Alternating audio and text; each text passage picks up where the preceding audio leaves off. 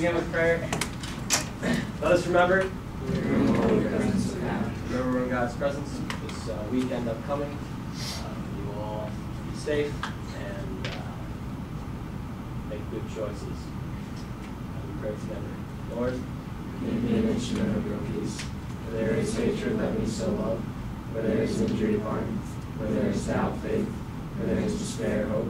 Where there is darkness, light. And where there is sadness, joy. O divine Master, grant that I may not so much seek to be consoled as to console, to be understood as to understand, to be loved as to love. For it is in giving that we receive, it is in pardoning that we are pardoned, it is in dying that we are born to eternal life. Amen. Amen. Okay, everything away except half a sheet of paper. You can split that with your neighbor. You have like 5 minutes here. Give me a short response to this question. You good? I lost my pen. Someone help Tyler, us? there's a pen right there. You got it? Good. You don't need to rewrite the question, just write your answer.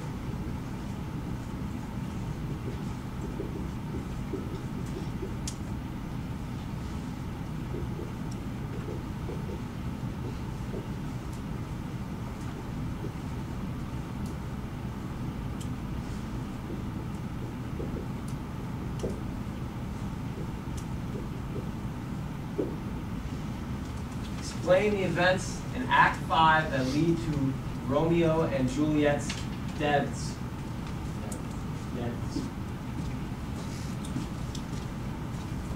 You want this one, paragraph one?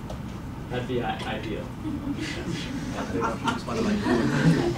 No, just in paragraph form, complete sentences. Go ahead.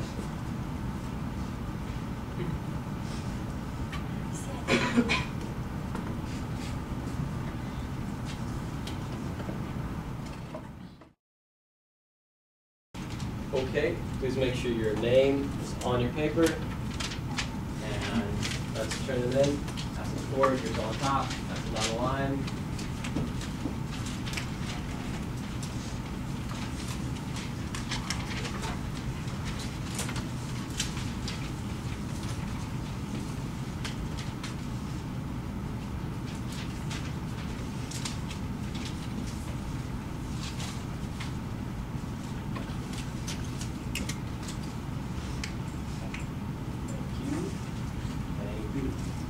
Okay.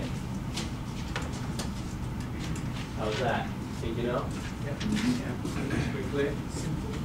All right. Good. Well, this is going to lead us basically to our prompt for today. All right. We're going to have our inquiry of the day. So let's write this in our notes. It should lead our discussion. Now that we're coming to the end of the story, now we are going to flesh out the final details of what actually happens. We start to ask these bigger questions and put stuff together. We start to put together our themes, start to put together questions of fate and choice, put together some maybe lingering things we've had all story. And so we're going to start here with our question.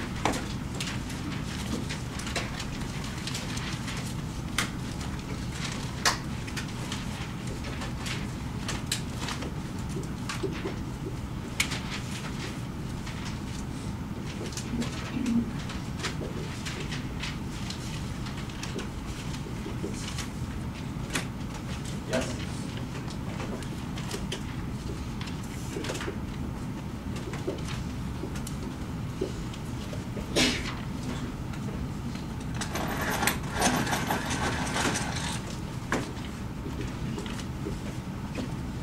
So, we're asking this question: what role does fate or fortune, I'm going to use those terms interchangeably, play in the deaths of Romeo and Juliet, and for that matter, for everyone else in the story? What role does it play in the outcome of the story? Or another way of asking that is, why do they die? Why did this have to happen? Did this have to happen? Could this have been avoided?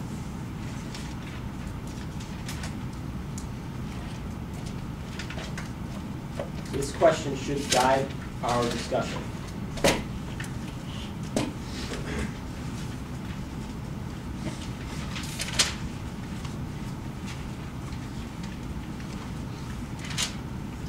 Okay. So let's recap. We left off Act 4, Scene 4, or 5. It was the last scene of Act 4. And where did we leave off? What were the final events of that act? Tyler. They go and see that Romeo or Juliet is dead, and then Peter, and the musician go to argue. They go and see that Romeo and Juliet are dead? But the nurse. Wait, what? What? The nurse. Where do you want me to start? I don't know where you want me to start. Okay. Start about like Romeo's death. Juliet's death. Okay. What is that? The death? Well, really dead? No. No. Okay.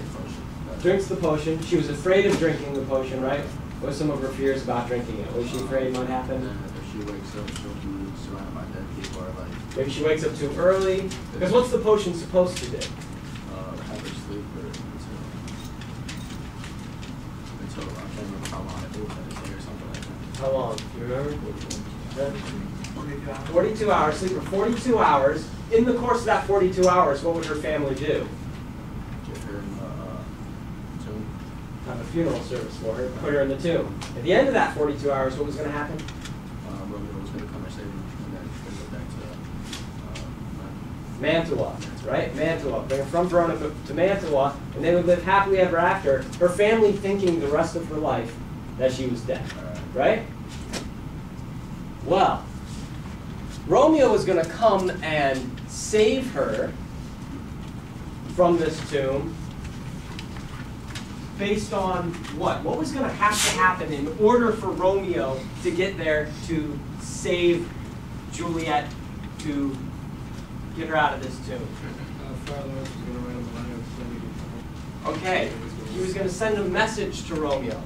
I brought up the map the other day. About how far away is Mantua from Verona? 20 miles. Yeah, something like that. Yeah, 25 miles. Not very far, right? Far enough that a guy could walk there in a day. So this leads us ultimately to Act 5. We're left off with the family thinks Juliet is dead. They have the ceremony for her. And then enter Act 5. Scene 1 of Act 5. We've got 3 scenes here. Scene 1. What's going on? Who do we got? What's happening? Short scene. The first 2 scenes are very short. Sorry. Balthasar is Romeo's man. He arrives to where Romeo is and tells him Juliet. Is this the guy Friar Lawrence sent?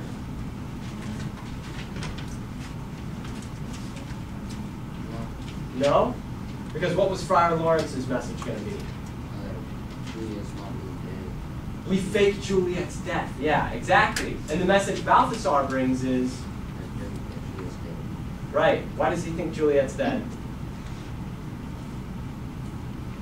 Why might anyone think she's dead? Because she resembles a dead body. Because he saw a funeral service, right? He saw them put her in the tomb. And he's one of the servants from Romeo's family. So on his own, without being told to do it, he goes to Mantua to tell Romeo Juliet died. Right? Romeo's response to this. Romeo's response to being told that Juliet has died.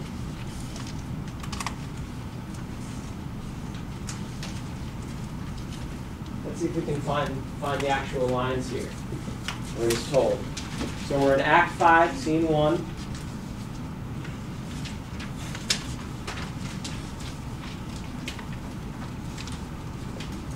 Balthasar comes in, gives them the news of the death, and Romeo's response to this. Find line, Marcus? Yeah, it starts at 25. Line 25. And it says, "Is it and so then I defy you stars, thou knowest my lodging, give me ink and paper and hire post horses, I will hasten." So he was gonna go see that Juliet was dead, but he was talking about like the stars. Yeah. Something had to do with the stars. What's that mean? Then I defy you, stars. Like it was his fate to like stay there or do something, and then he was just to like ignore that and just go see Juliet because he was like supposed to live. Okay. Romeo has these 3 lines here. Read them for me, Nick Kaiser. Is it even so? Like then- even so, yeah. Even so.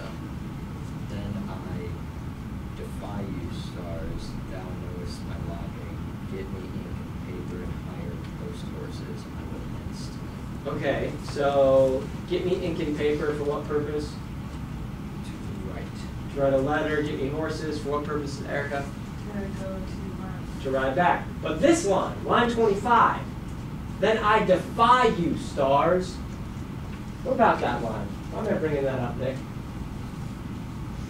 What does it mean to defy? To defy someone? To go against, to oppose, right? I'm defying you, stars. I defy you, stars. What is he saying? Thinks the stars are like telling him what to do or something. Sort of, yeah. Why stars? What power have Fate. stars? Something. Give me more than one word there, though. Give me a sentence. What about stars and fate? Romeo thinks stars like determine stuff. Romeo thinks stars have the power to determine things for him. So he's saying, I defy you, stars. I'm going to go back to Verona. So he's saying, I'm opposing you, stars. I'm opposing the plan of the stars. Do you agree that's what he's saying? I think. Can't be sure the way it's written. Okay. Well, if we think this, let's continue down this line of reasoning. He's saying, I defy you, stars. If he's defying the stars by going back to Verona, what does he think, as far as we can determine, the stars have planned for him? He's defying, in his mind, the plan of the stars. What is his new plan now, Nick? What is he scheming to do? Go back to where he was banned. And Off himself. kill himself. Off himself, sure.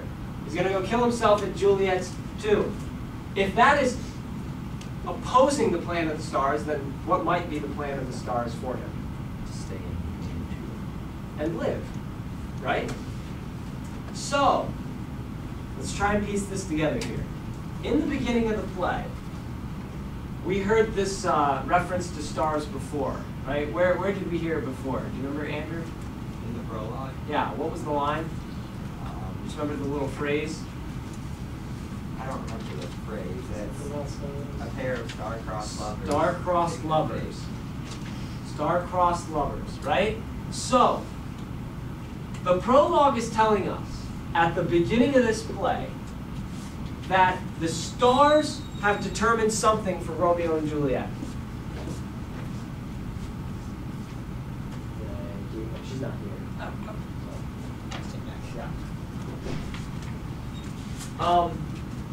In the prologue, the chorus tells us the stars have determined something in the fates of Romeo and Juliet. And here Romeo is saying, I'm going to defy what the stars have planned for me. Do you think, if we're going to play along with this line of reasoning, that the stars have the power to determine something, do we think that the stars have determined that Romeo will die? Romeo and Juliet will die? Or was the plan of the stars all along that Romeo not die, and now Romeo is actually acting against fate? Is that clear what I'm saying? Nick Green, do you understand what I'm saying? Let's see. Let's try and figure it out here. Okay? Here's your 2 options.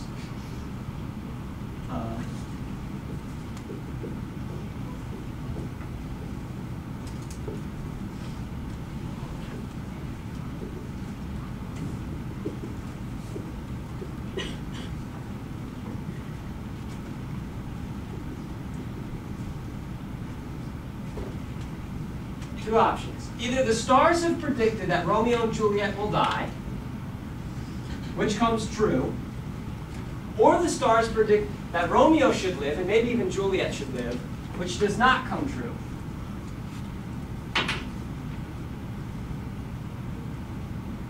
If we're going to say that fate plays some role in this,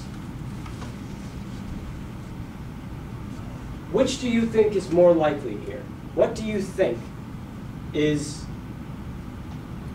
actually what's happening here? Was it predetermined that they would both die?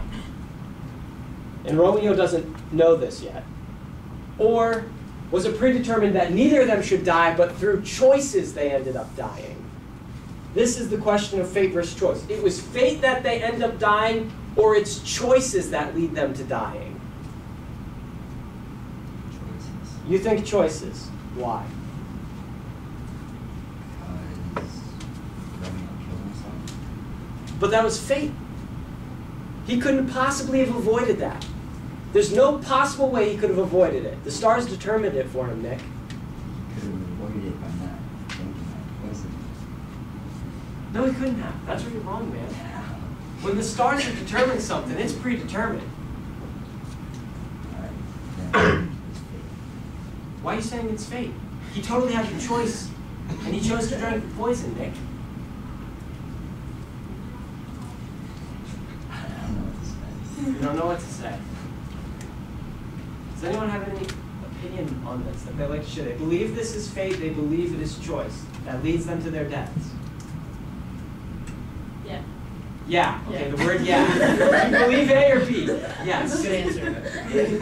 Hey. A, you believe it's fate. There's Yeah. no way Romeo is going to avoid this. Yeah. True love. So. Bound to die. I think Yeah, the it's star-crossed lovers, and they live together, get married together, and die together. Okay? I remember earlier when we started talking about Yeah, I love, you know. said, no, I did not believe. Yeah, I know. What do you think? No, this is weird. Oh, Or- I heard you mumbling. Oh, I don't think that it's fate. They both have the choice to not kill themselves. This was totally avoidable. It was. I agree. Agreed, totally avoidable. Why do you think? Yes. He didn't have to kill himself.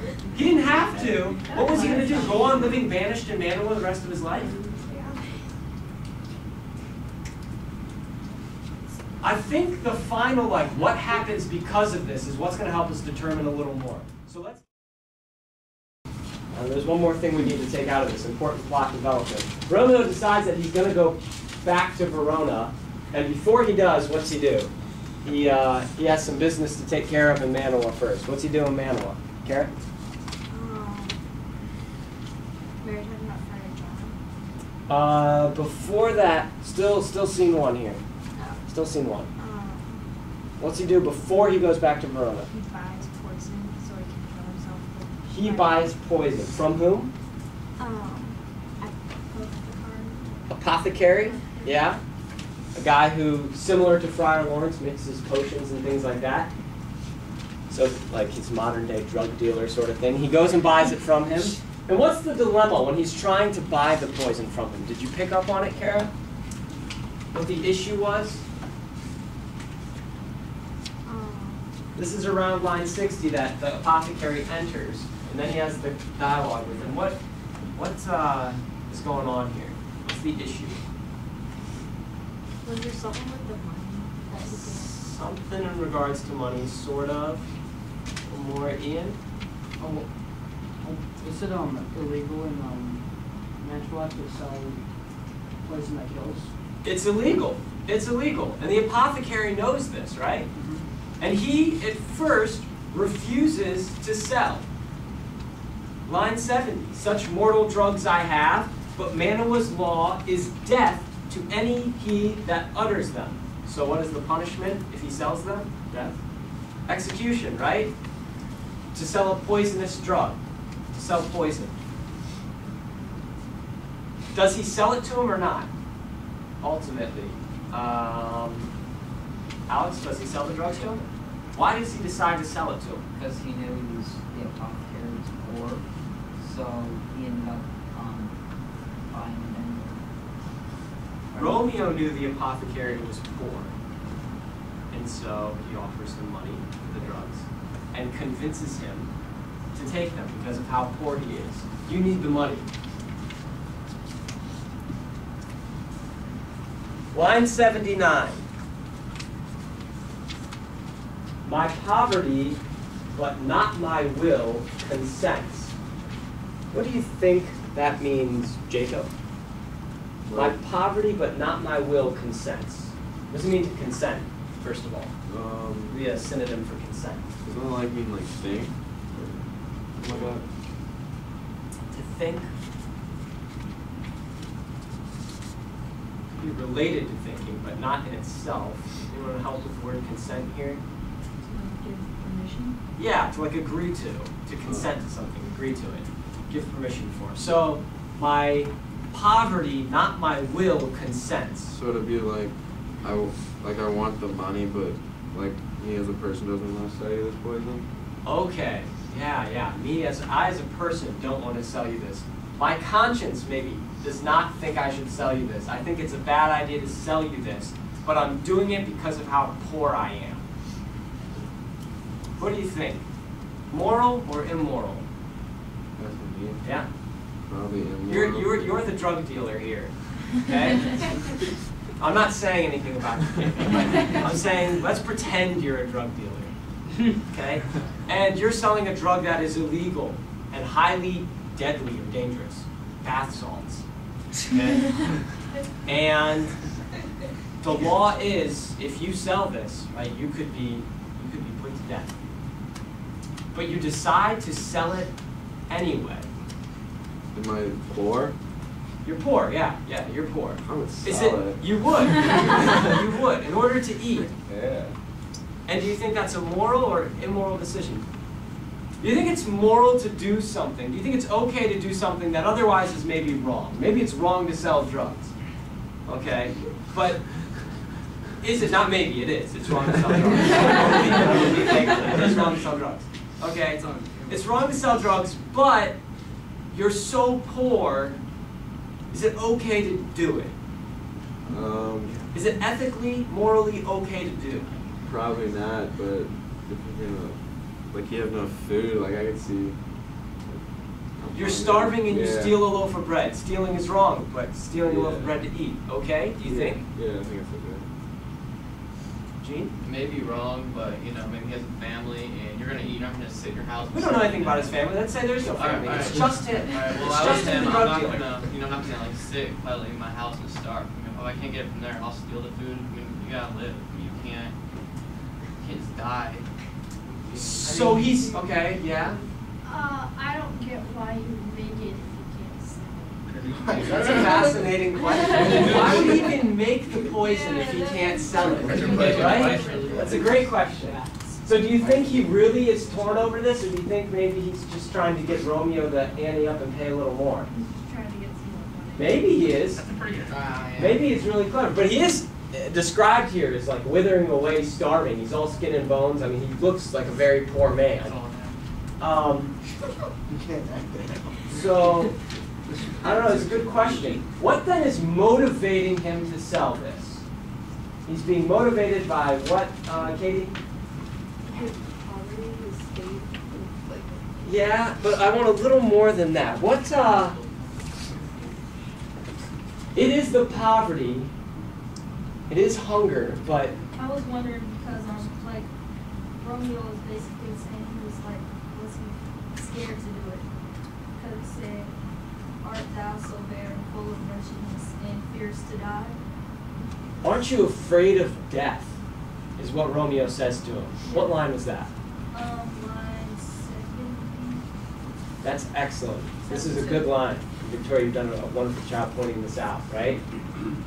We won't get to this today, but on Monday, when we continue, we're going to talk a lot about fear. What role fear is playing in these characters' decisions. So right now, today, we'll talk a little about faith still. Monday, how fear is motivating choices. So here, let's connect what you just said and what you just said, Katie. He ultimately is motivated by what? The apothecary is motivated to sell by Fear of dying. fear of dying, fear of starving, right? It's his fear. If I don't do this, if I do sell this, I could be put to death. So if I do sell this, I might die anyway. However, I'm starving right now. And more than that, I think maybe I can get away with it. I'm afraid of dying. I can't get away from hunger. I've got to eat. So fear is playing a major role here, okay? That'd be worth noting, I think, okay? And those lines, tell us those lines again, Victoria.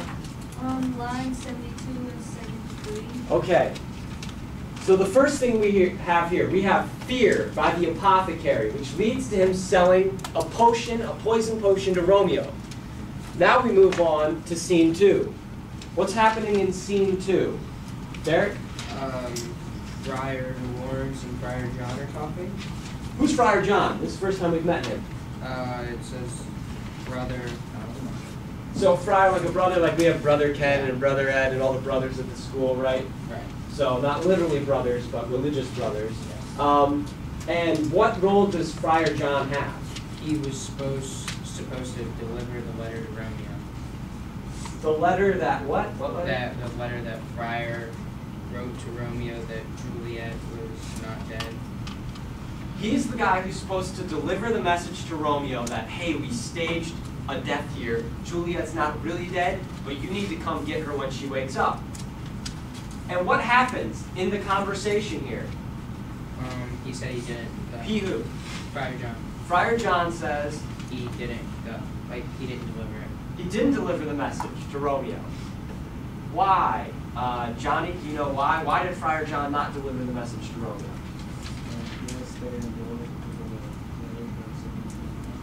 Right, so there was a plague or sickness going around. A little more about the staying indoors here. Flesh this detail out a little bit. Exactly what's going on here? Emily, do you know? The sickness. About why he didn't go, why he had to stay indoors. I'm not. It's not like a storm, is it? Why do you have to stay indoors from a sickness? Maybe so you don't get other people sick. Okay, is he sick? Is Friar John sick? Wait, no, maybe he doesn't want to get sick. Maybe he doesn't want to get sick? Maybe. So he's saying here, let's read it, lines 5 through 10. Friar John is going to find a brother, one of our order, to associate me. I was going to find another one of our brothers to go with me to Manawa, so I didn't have to go alone. Here in this city, visiting the sick. So what was the other guy doing? He's visiting them. What's that mean, that he visit the sick? Like, I don't know, maybe like helping them. Yeah, maybe come take care of them. If there weren't like big hospitals like we have today, you might be taken care of in your home, perhaps by a religious cleric rather than a doctor maybe, if there weren't any available. So he's visiting the sick and finding him, the searchers of the town. The searchers of the town. What searchers? In our side comment.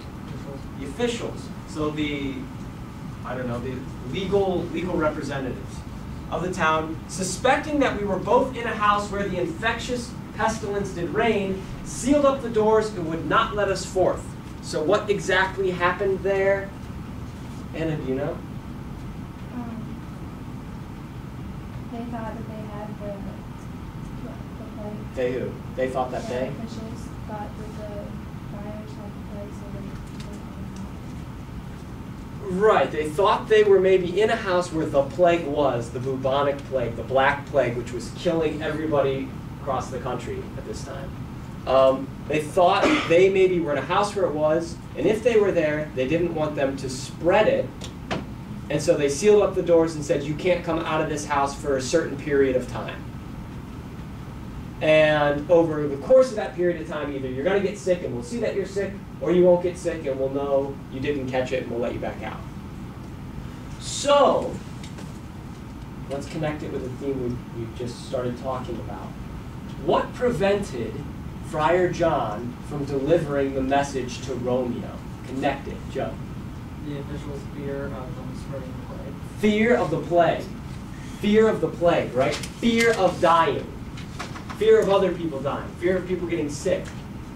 So this fear prevents them from delivering the message to Romeo. Which, because it doesn't get delivered, what happens now? Romeo thinks Juliet's dead. Romeo really believes Juliet's dead. Okay.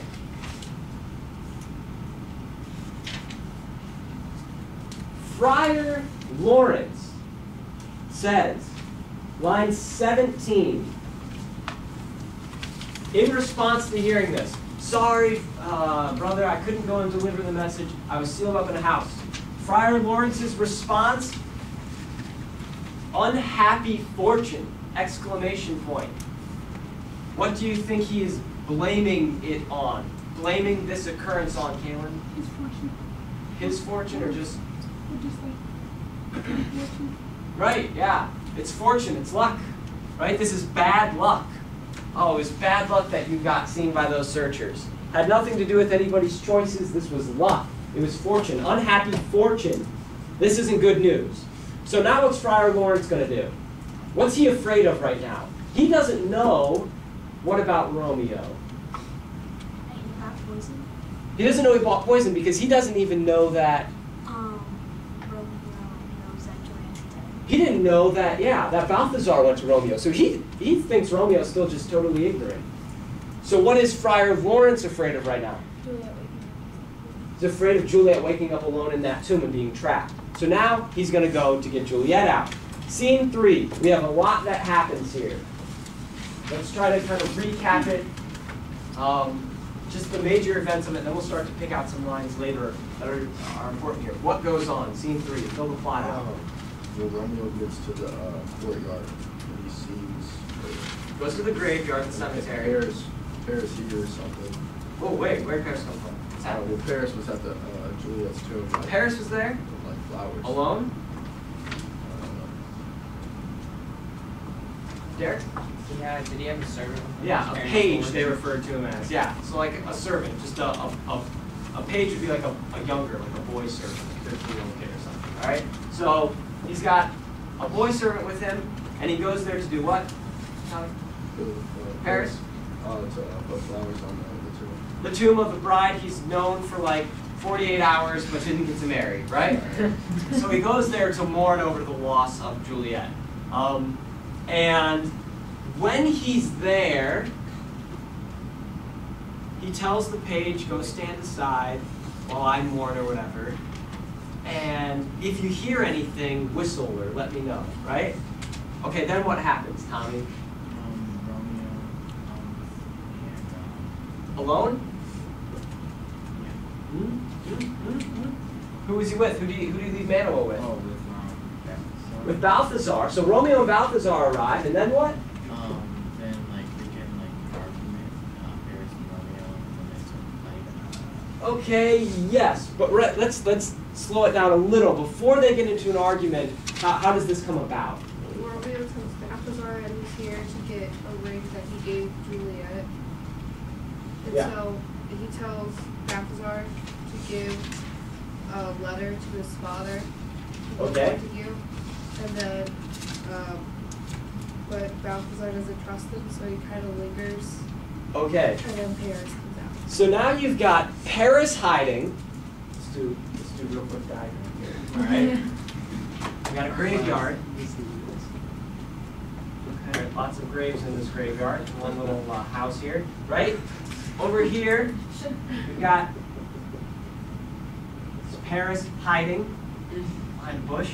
Right? We've got Romeo coming in. He's sad. Okay? We got now Romeo's man over here. This is Balthazar. He's hiding behind a bush. Okay? And then let's say we've got the page. Little guy back here. He's hiding. So he's hiding, watching Paris hiding, watching Romeo, who's also being watched by Balthazar hiding. Okay? And what does Romeo do when he gets to the grave? He has to open it. Opens it up. Okay? And then, here, Paris comes in. Does he recognize it's Romeo or no? He does. He recognizes it's Romeo, which means what to him? To Paris. Paris sees it's Romeo. Why is that a big deal? Victoria, yeah. Because he thinks that since Romeo murdered Tybalt, he thinks that he's coming back to, like, I guess, disrespect he was on like after this too. Yeah, he doesn't know about Romeo's marriage to Juliet. So he's thinking, Romeo, the guy who killed Tybalt, is coming here to dig up the grave of Juliet and defile her too. Oh my, this guy is nothing sacred, right? So he comes out and says what to Romeo, Anna? It would be like blames him for Juliet's death because basically Juliet died of grief. Yes, that's excellent too. This is where we find out what the family thinks actually happened to Juliet. They think she died of grief over what? Tybalt's death, her cousin's death. Okay? So he comes in, sword fight happens. Result? Romeo kills Paris, then kind of feels bad about it, because he didn't realize it was Paris until after he killed him, right? He stabs him and then goes, okay, let me see who was this. Oh, Paris! Okay. Realizes he kills Paris, feels bad, then does what, Emily? And he kisses Juliet and then drinks the potion and dies. And dies. And then what happens? And Juliet wakes up and then she sees Romeo and then she takes... Before that, yes, she wakes up, but simultaneously, Friar Lawrence enters the scene. I don't have enough marker colors for this, but yeah, Friar Lawrence enters. And he sees Juliet and she's awoke and she asks where's her Romeo and he says life with death. Okay, there's Romeo. So what is his suggestion to Juliet? He suggests something to her, you know? That's what was annoying. All right, Juliet, come with me, become a nun. Right? Yeah. Brilliant plan, like 3 here for Friar. I got it. I got it figured out. We'll make you a nun, okay? Oh my god. But then he leaves, right? He doesn't see Juliet kill herself. Why does he run away? Yeah, there was like there was noise and like he thought there was people. Here's a noise, because at this time the page has gone to get somebody after seeing the fight happen. Here's a noise. Okay. What happened to what's his name? Balthazar? Yeah. He was there too. He's alive. He gives the letter over to the prince. Then everybody enters the scene. Capulet, Montague, everybody's dead now. Because, I'm sorry, I guess I skipped over. How did Juliet kill herself, Emily? Oh, she took a dagger out of Romeo's pocket and then stabbed herself. Then they catch the friar and he tells everybody what happened, right? Okay. So that was a lot. And, yeah? And then, And yeah, Romeo's mom died too. How'd that happen? they said she died of grief because her son got She died over grief because her son was kicked out of the city. So she's been dead as well, apparently. So we have 4 deaths in the final 3 minutes of the play. All right? We're going to slow that down on Monday and talk a little bit more about it and the fear. But I want to get to this. You've got 2 sides here. Have you ever heard the song O Fortuna? It's on my iPad. How's it go? I'm glad you asked me. It goes like this. Oh